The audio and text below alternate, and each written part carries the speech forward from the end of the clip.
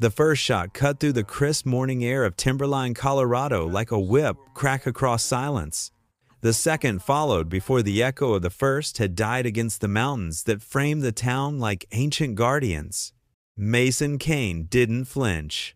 His weathered hand moved with the practiced precision of a man who'd made peace with killing long ago, during years when blue fought gray and men learned that death could come as easily as drawing breath. The Colt Navy revolver felt like an extension of his arm, its .36 caliber chambers loaded with black powder rounds he'd packed himself, the walnut grip worn smooth from years of use. The weapon was as familiar to him as the limp that had been his constant companion since Shiloh. "Drop it, son," Mason called, voice steady as the barrel of his gun. "You won't make it to that horse." The young outlaw at the bank entrance looked wildly from Mason to the fallen body of his partner. Blood pooled beneath the dead man, seeping between weathered boards of the boardwalk. 20 yards separated them, but both men knew it might as well have been 20 inches.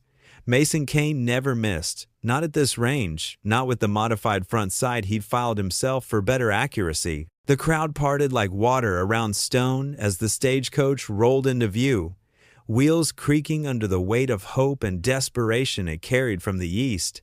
Nobody in Timberline paid it any mind. They were too busy watching death dance in the street. The outlaw's gun wavered. 22, maybe 23 years old, too young to know better, too old to claim innocence. "Last warning," Mason said, thumb pulling the hammer back with a click that promised finality. The gun clattered to the ground.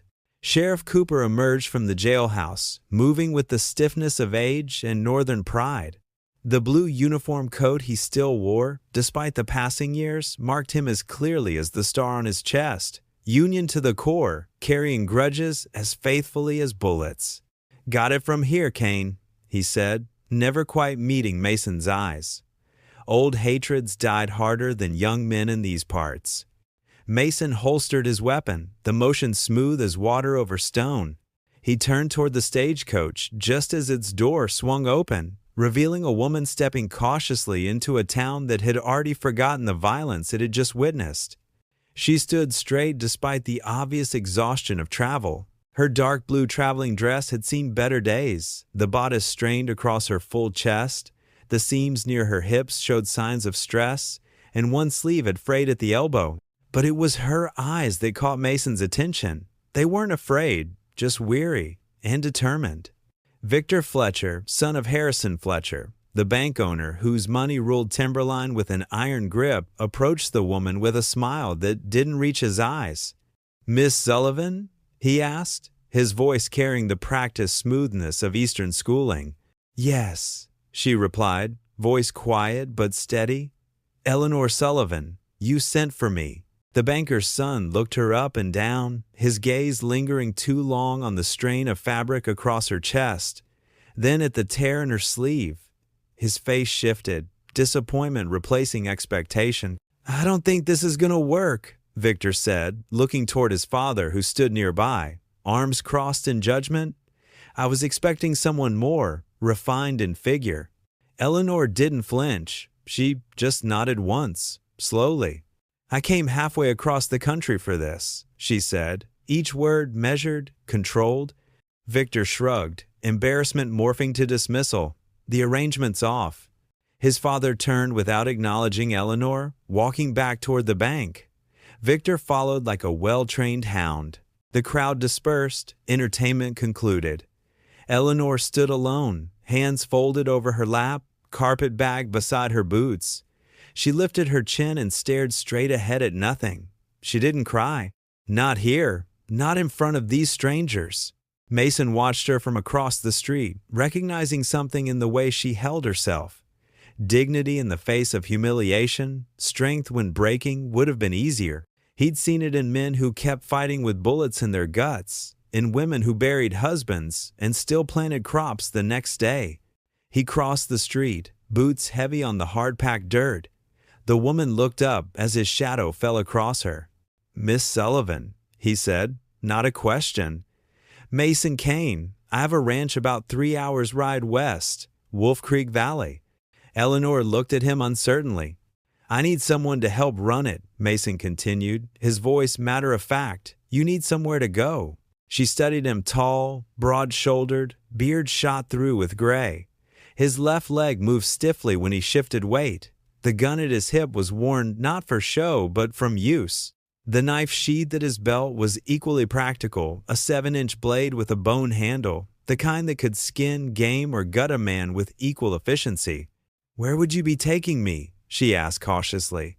"West," he said, the single word firm as the mountains behind him. She glanced around at the empty street, at the banker's son now watching from the window, at the old widow pretending to sweep her stoop while drinking in the scandal. "Why would you help me?" Eleanor asked. "Not helping you," Mason answered. "Helping myself. Ranch needs another pair of hands. You look capable." It wasn't charity. That made the difference. "All right," she said, standing and retrieving her carpet bag. As she stepped toward Mason's wagon, a voice cut across the morning air. "I wouldn't do that, Kane." Harrison Fletcher stood on the bank steps, expression cold as December iron. "Stay out of it." "Fletcher," Mason replied, not turning. "That woman was brought here under contract to my son." Mason's hand rested casually near his holster. "Contract's been broken, by your boy's own words."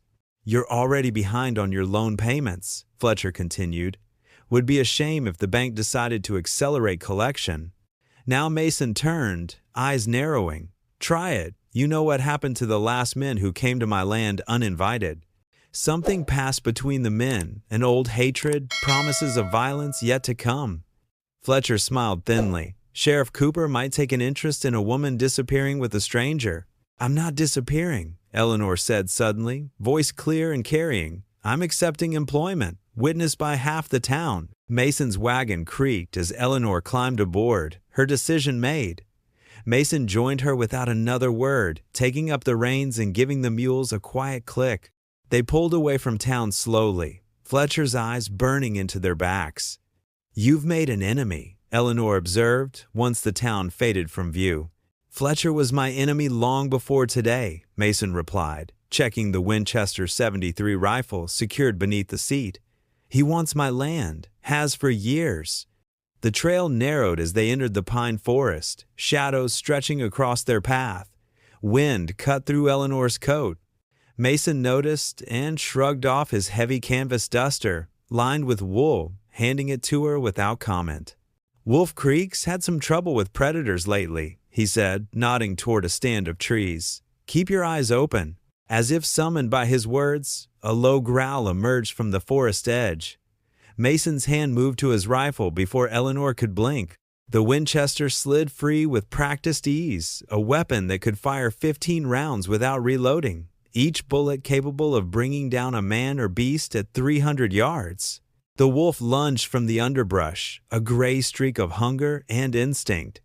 Mason's Winchester spoke once, the report echoing across the valley.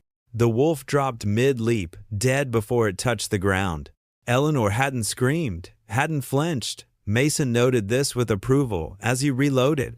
"You've seen death before," he observed. "Not a question."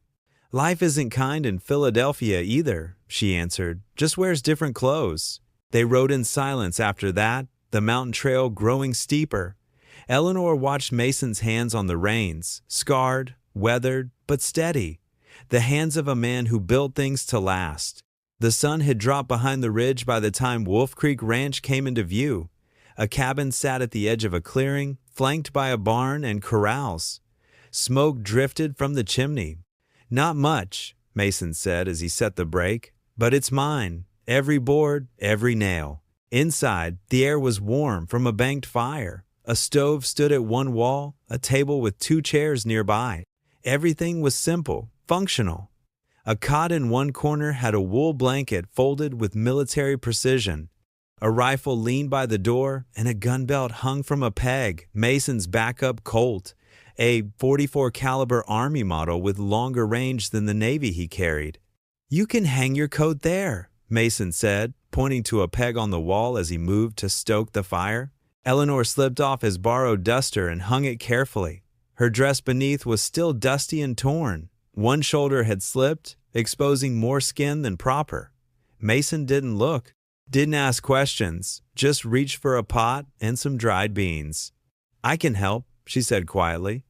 He glanced at her, then nodded once. They worked side by side, moving in the dance of strangers, sharing space. He didn't give orders, just made room when she reached for something, handed her a knife when she went for potatoes. When she cut her thumb, he passed her a rag without comment or judgment. Later, they ate with spoons scraped from tin bowls. The stew wasn't seasoned much, but it was hot. Eleanor kept her back straight, eyes on her food. Even now, she refused to appear desperate. "You can have the cot," Mason said when they'd finished. "And you?" "I'll take the chair." "No," she said quickly, then softened her tone. "I'll sleep near the stove." He looked at her for a long second, then nodded. That night, Eleanor laid wrapped in a borrowed blanket near the warmth of the fire, watching Mason's profile in the chair across the room. His eyes were half closed, jaw set with the kind of quiet pain that came from old wounds. "You live out here alone?" she asked finally. "Yeah," he answered, eyes opening. "Had a wife once, and a son. 5 years ago, fever took them both." The words hung in the air, neither accusation nor plea for sympathy, just facts, like the mountains or the coming snow. "I'm sorry," she said. He shrugged slightly. Life goes on, or it doesn't. Morning came with the smell of coffee and the sound of boots on plank flooring. Mason moved around the cabin with the efficiency of long habit, setting a dented mug beside a bowl of oats. He didn't say good morning. Eleanor didn't expect it. "I've got chores," he said after a while. "If you want to stay warm, stay by the fire." She finished her bite. "I can help." "Don't need you to." "I didn't ask if you did," she replied, meeting his gaze evenly. Mason studied her, hair half loose from sleep, his coat cinched around her waist, too large but dignified. Eyes tired but voice steady. "I'll find something for you to wear," he said, and walked out the door. He returned with canvas trousers, a flannel shirt, boots, and a patched wool hat. Everything smelled of hay and honest work. Eleanor changed behind the partition, emerging with rolled trouser cuffs and sleeves, but ready. The cold hit her like a slap as she stepped outside. Mason stood by the barn, already hauling feed. He handed her a pitchfork without preamble. "Start with the stalls." The work was harder than anything she'd known. By midday, her hands blistered, soft skin protesting against rough wood. She didn't complain. When they broke for a sparse meal of jerky and hard bread, Mason nodded toward her reddened palms. "Your city bread." "Philadelphia," she confirmed, but I learned quickly. 3 days settled into routine. Eleanor's hands toughened, her muscles ached less.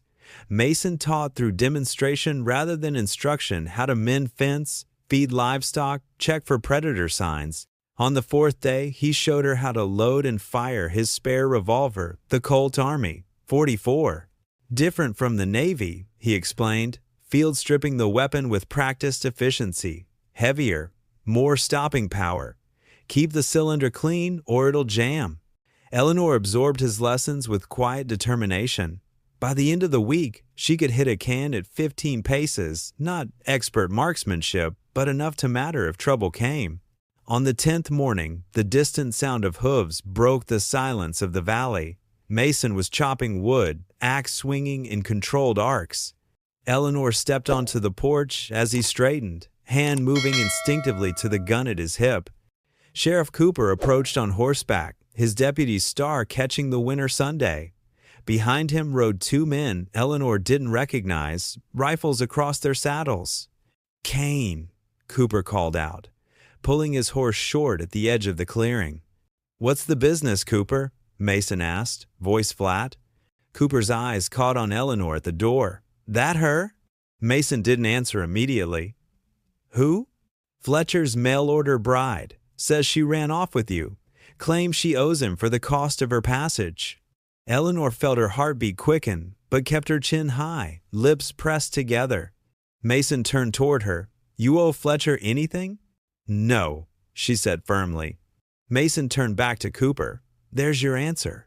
Cooper shifted in his saddle. "Look, Kane, I don't care what you're doing out here, but the boy's making noise in town." "She's not property," Mason cut in.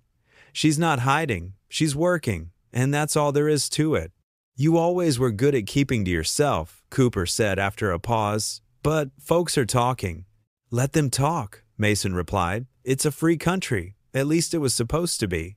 The words carried weight between the men, the shadow of a war that had divided the nation and left both of them scarred in different ways. Cooper turned his horse. "I'll tell Fletcher what you said." "You do that." After they'd gone, Mason and Eleanor stood in silence as snow began to fall. Finally, he walked toward the porch, boots crunching across frosted earth. He hung his axe by the door and moved to the stove like nothing had happened. "You didn't have to speak for me," Eleanor said after a moment. "I don't lie," he replied simply, stoking the fire. That evening, a new silence settled between them, not the distance of strangers, but something warmer. When Eleanor laid her bedding closer to the stove, Mason didn't comment. When the wind howled and she flinched, he added another log to the fire without being asked. A routine formed as days stretched into weeks. Morning chores, shared meals, evening repairs by firelight. Eleanor learned the rhythm of ranch life, how to predict weather from cloud patterns, how to spot wolf tracks in fresh snow, how to load and fire Mason's spare revolver. "You have steady hands," he told her one evening as she cleaned the gun. "They don't feel steady," she admitted. "They are." The weather worsened. A blizzard swept down from the mountains, straining the cabin's roof and threatening the livestock. Eleanor followed Mason into the howling white, helping him secure the animals and reinforcements against the wind. Back inside, shivering and snow-crusted, Mason handed her a small tin of whiskey. "For the cold," he explained. She took a sip, the liquor burning down to her core. "Why did you really bring me here?" Mason considered the question, firelight casting his face in sharp relief. "Been alone a long time," he said finally. "Sometimes too long." "I'm not Charity," she said firmly. "Never thought you were." His eyes met hers. "You work harder than most men I've known." In the morning, 3 riders approached the cabin. Mason recognized them immediately, Fletcher's men, not Cooper's. One carried a shotgun. 2 had revolvers visible at their hips. "Get inside," Mason told Eleanor, reaching for his Winchester. "I can shoot," she reminded him. The lead rider called out, "Kane, Fletcher wants to talk terms about the woman." "No terms to discuss," Mason called back, rifle resting on the porch rail. "Leave my property now." The response came in the form of a shotgun blast that splintered the rail inches from Mason's hand. He dropped to one knee, returning fire in a smooth motion. The lead rider tumbled from his horse. Eleanor appeared at Mason's side, his spare Colt in her hand. The remaining riders split up, one circling toward the barn. Mason nodded toward him. "Can you hit him?" Eleanor steadied her arm, breathed out slowly, and squeezed the trigger. The rider jerked in his saddle, clutching his shoulder but staying mounted. He wheeled his horse and fled, followed quickly by his companion. Mason looked at Eleanor with newfound respect. "Where'd you learn to shoot like that?" "I didn't," she replied, hands trembling slightly now that danger had passed. "You showed me. Once." He nodded, reloading his rifle. "They'll be back, with more men." That night, over beans and coffee, Mason told her the truth about Harrison Fletcher. "Railroad's coming through this valley. Fletcher wants my land for the line." He paused, poking at the fire. "My wife was against selling. After she died, Fletcher sent men to persuade me. They didn't make it back to town." "So this isn't just about me," Eleanor concluded. "It never was," Mason agreed. "But you're a convenient excuse now." 2 days later, Dr. Williams arrived with news from town. A small, wiry man with kind eyes. He was one of the few people Mason trusted. "Fletcher's convinced Judge Holden to sign seizure papers," Williams reported grimly. "Claims you're harboring a woman under contract and defaulting on loans." "Those loans were paid," Mason growled. "Records show otherwise." Williams shrugged. "Cooper's organizing a posse. 10 men at least." Mason's jaw tightened. When? Tomorrow, dawn. After Williams left, Mason turned to Eleanor. This isn't your fight. Doc can take you to the next town over. Start fresh. Eleanor's eyes hardened. Fletcher humiliated me in front of everyone. Said I wasn't worthy because of how I look. She straightened her shoulders. I'm staying.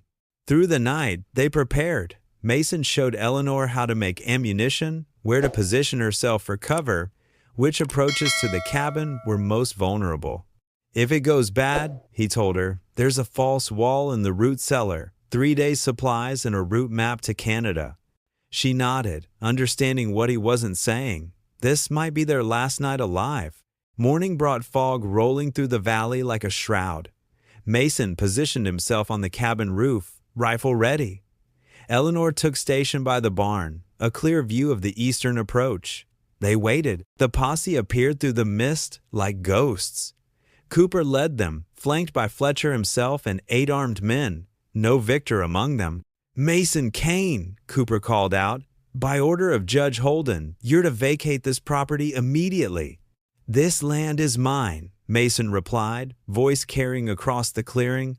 Paid for in blood mine and others. Fletcher stepped forward. The railroad's coming whether you like it or not, Kane. Only question is whether you leave standing or in a pine box. Mason's rifle barrel gleamed in the early light. You're trespassing, Fletcher. Last warning. Fletcher nodded to his men. 2 dismounted, moving toward the barn directly into Eleanor's line of sight.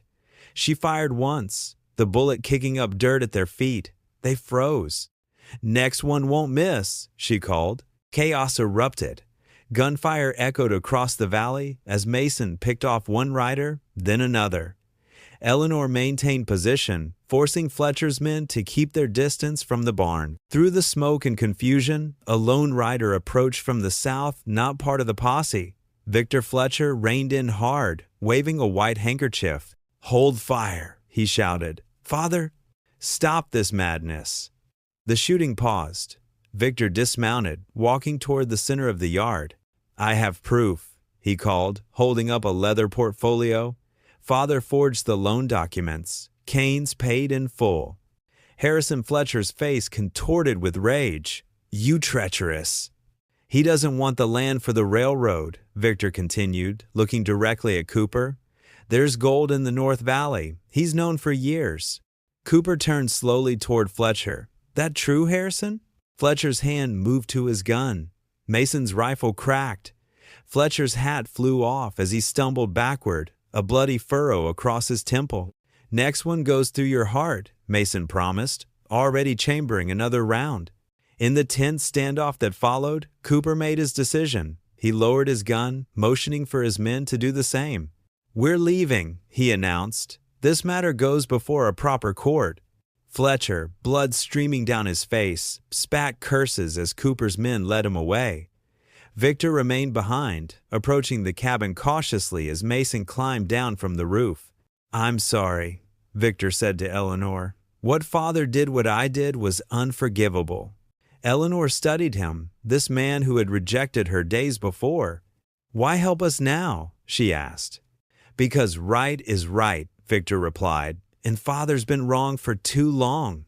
After Victor left, promising to testify about his father's schemes, Mason and Eleanor stood in the sudden quiet of the clearing.